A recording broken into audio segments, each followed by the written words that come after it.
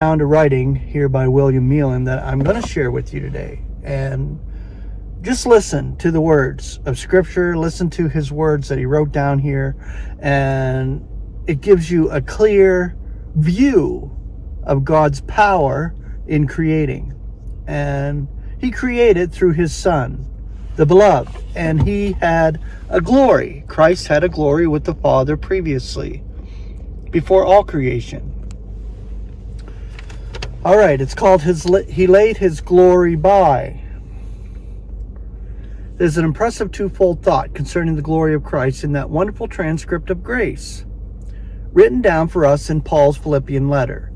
There, in the second chapter, we perceive a glory gathering up the past, present, and future, which will yet transfigure and thrill the entire universe. We read that Christ was not only inherently in the form of God, but that he came to be in the likeness of humanity.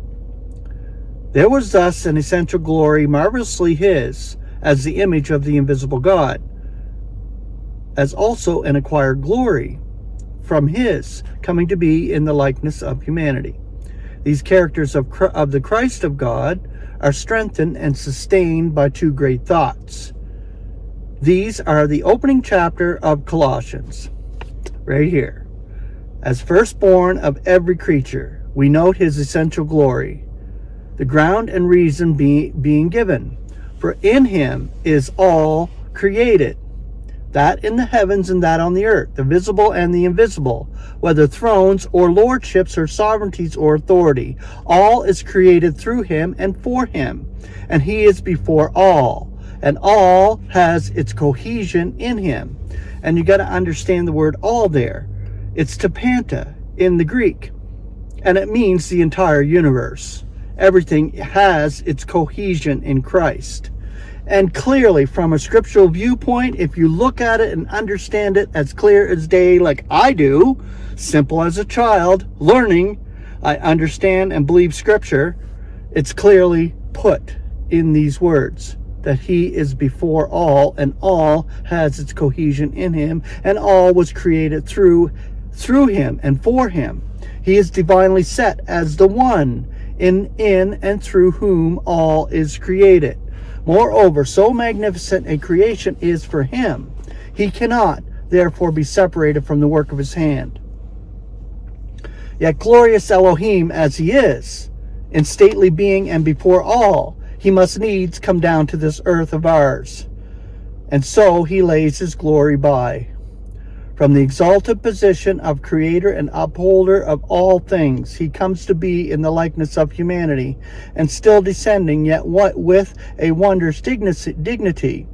He becomes obedient unto death, even the death of the cross. Notwithstanding his glorious past as the great firstborn and the illustrious one, who from time to time appeared to prophets and men of old, he yet lays it all aside, being rich. Because of you he is poor, that you by his poverty should be rich. 2 Corinthians 8:9. These lovely lines are clear in Scripture that he is before all, and all has its cohesion in him. But therein lay that marvelous acquired glory. He took the form of a slave, delighting at all times to do God's will. And though he knew where that would lead, he never questioned its profound mystery, but held steadfastly to its course. Not for him, man's proudly vaunted free will, not my will, but thine be done. What grace and lowliness is here. Even so, grace and truth came through Jesus Christ. God no one has ever seen. The only begotten God, who is in the bosom of the Father, he unfolds him. John 1:18.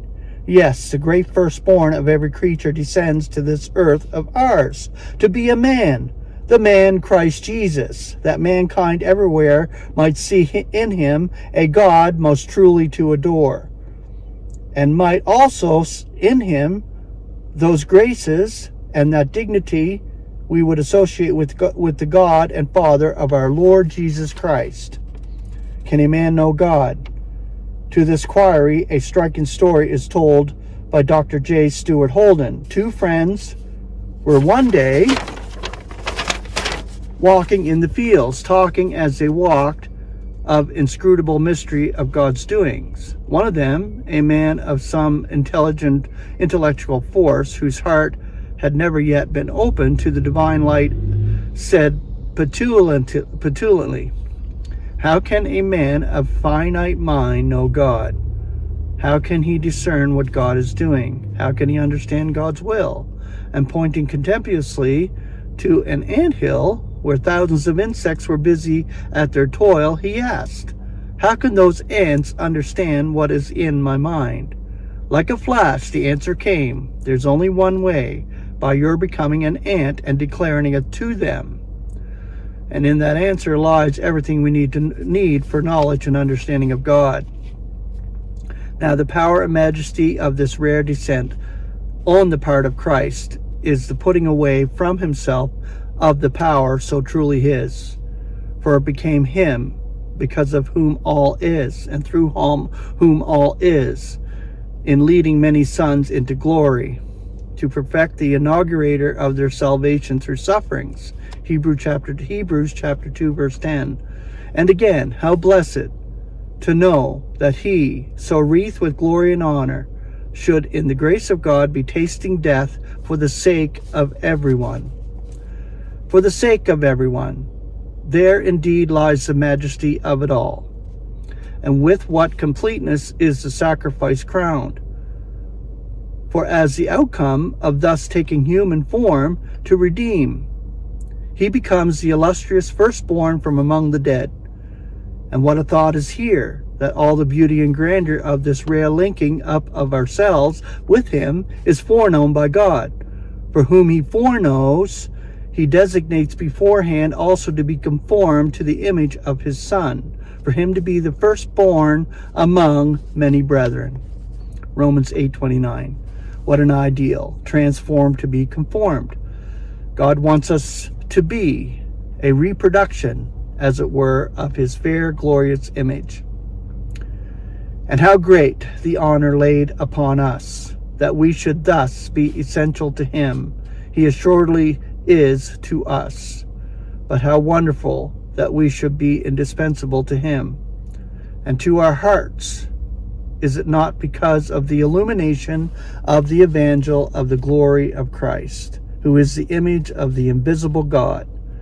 To this great end, God is he who shines in our hearts with the view to the illumination of the knowledge of the glory of God in the face of Jesus Christ. 2 Corinthians 4:6. We see then a noteworthy chain of expressions relative to him who for our sakes laid his glory by. As the great firstborn of the vast creation, what inherent glory was his? Unimaginable splendor, power and might, lordships, sovereignties, and authorities, all beneath his sway, with messengers at his beck and call. Yet he, the effulgence of God's glory, the emblem of his assumption, must needs lay all this rare honor aside, not only to be firstborn among many brethren, but also to be the reconciler of the whole creation. Now the seal of this supreme achievement lies in the faith-strengthening fact that he became the firstborn from among the dead, even to be the firstborn of those who are reposing. What an acquired glory this, and how in keeping with the purpose of an all-wise God.